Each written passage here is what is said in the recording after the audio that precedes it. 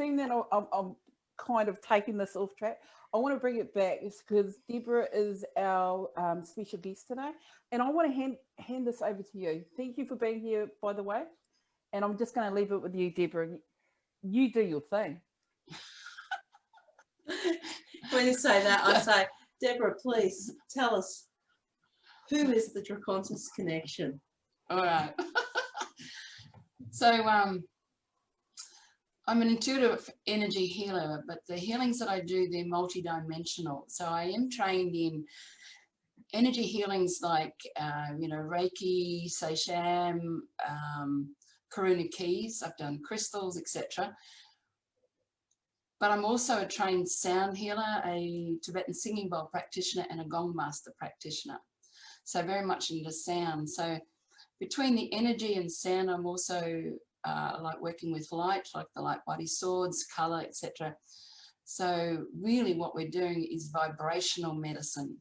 And to me, vibrational medicine, it was the medicine of ancient times, and it's the ancient medicine more now coming in, and it's definitely the medicine of the future. Yeah. So, and so it's all about working with frequencies, and whether it's, when you're doing energy healings, I'm also a trained massage therapist as well. She's great massages. There.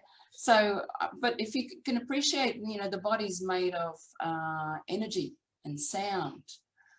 So what we're doing with sound and energy, we're actually working with the body and making the changes, bringing everything back into balance, and also doing healing.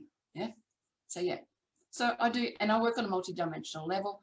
I work with the dragons. The dragons are real, just like your archangels are. They just have a different frequency. So I work with dragons, and I also speak light language. Light language is very powerful, and I use that in healings, communication, etc.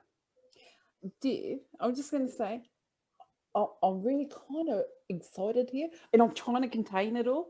So yeah, really, really excited about what you're going to share with us today. Oh, shut up now. You know what, Selena? You're going to be so jelly you're not here. Because in the break, she came and sat with us and had some, well, we ate.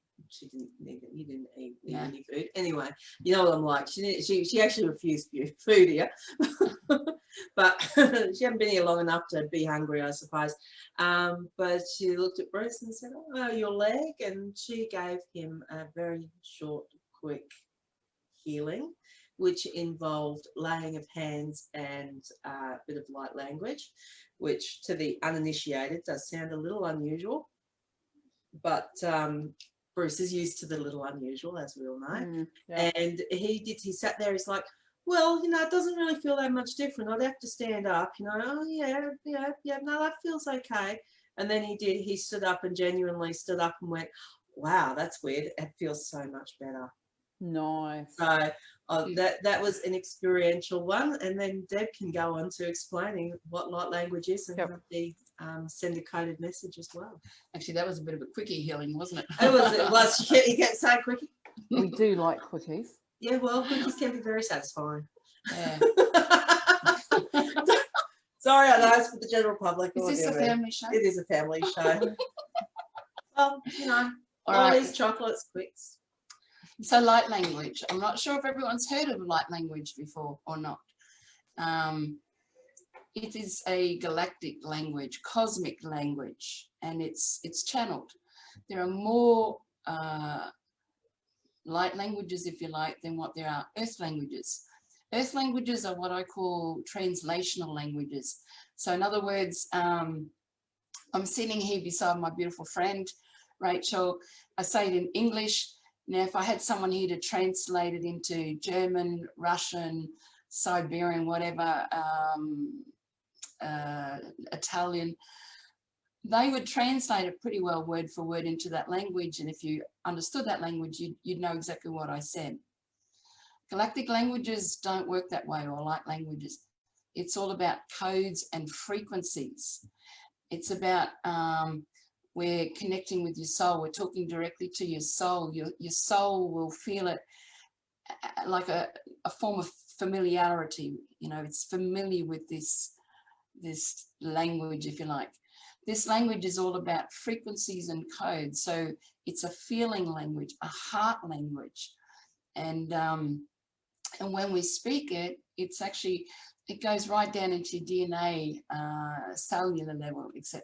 So it works on the soul level and then right down onto DNA level, but it also works on all levels, mental, emotional, physical, all levels of being. Yeah. So how are we going? Is that we're good. lost? No, she's just shut off her video for a moment. That's all. Okay. So with galactic languages or light languages, now it can be spoken, it can be sung, it can be signed, as in, like with your hands, signed. It can be written as if you're writing in a foreign language, and it also can be written as if you're writing in code. And the other way that it comes through is through body movement, so like in dance form. Yeah. How are we going? Any questions or? You can keep talking, but if anybody does have any questions, you can pop it up. And Selena, if you're checking in the group chat or anything, if anybody's got any questions. Otherwise, and the reason why they're putting just putting the screens off here and there is so that there's more focus on who's talking. So that's not because they're disappearing.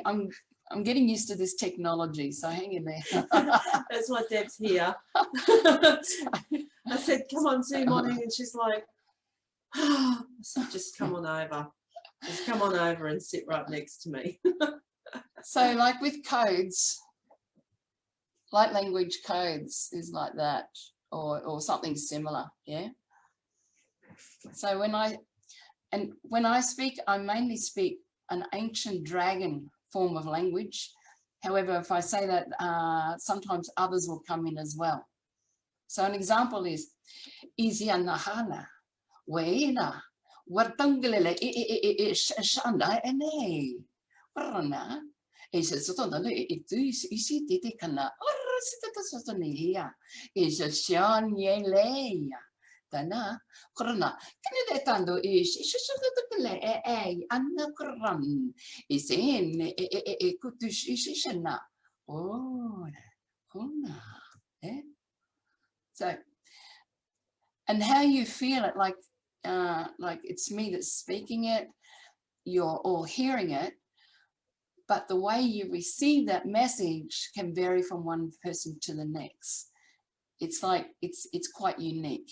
So for me, just then, Deb brought in the trills, and the trills have an interesting effect on me of comforting and bringing me into a familiar group. So when she speaks light language around me, I feel it in my chest, feel it in my heart, and I feel it coming up through and then throughout my body. A few little tingles here and there, depending on what she's channeling at the time, or the code or the message.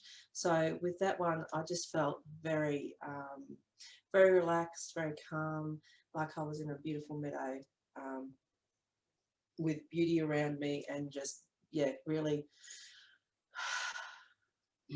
And there's other times where she'll have a message come through, and I'm like, wow, I see something, or she'll ask me, what did you get from that? And I'll be like, oh well, I saw a dragon, or I saw a portal, or I saw something. And I'm not always a very visual. I don't see a lot, as in I don't externally see things. I just have in your mind's snippets in the mind's eye.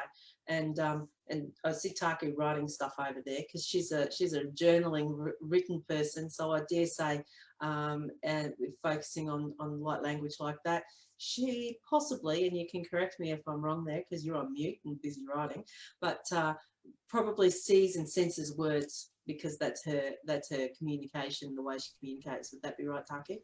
Yeah, I did have a question actually, because Deb, I know other people who do light language, and I know that you said about frequencies, and I remember having a meditation a couple of years ago that was exactly about what you were just talking about, except I can't speak the language myself, but there are times when I can understand it for someone else. So, but do you guys able to understand each other, or is it like Portuguese and German? They're both speaking a language, but they don't understand. That is correct. However, they will feel it. It's about the codes and Yeah. frequency. Yeah. But those that do, there are a small number who can translate and understand the language. Those that do, they understand their own, or they might understand a couple. It's like on Earth, like most people can speak their own language of origin, if you like. If you're born in England, you speak English, for example, yeah? Or Portuguese. Or, But but if you're born in Portugal, you would That's it. understand Portuguese. Yeah. However, there's some people that would speak 2 or 3 languages, particularly in Europe, where their land is surrounded by another country. Yeah. So they might have, they might speak 2 or 3, but then you'll get some that are quite talented with languages who speak 7, as an example. Yeah. It's the same with your galactic languages. If they speak the same language, they may, if they understand languages, they may understand different people speaking the same galactic language, but not other galactic languages. Yeah? Yeah, cool. So, Thank you. Does that answer your question? It does, and it created a story as a part of a story that I'm writing. So that's what I'm writing, because it's created what you said, which I don't know what that was, but it prompted a story. And on some level, it's like a knowing, a feeling. Some people will say, look, I don't know what you said, but on another level, it's like, I know, so it's on a soul level even. Yeah. Cool. Thank you. You're welcome.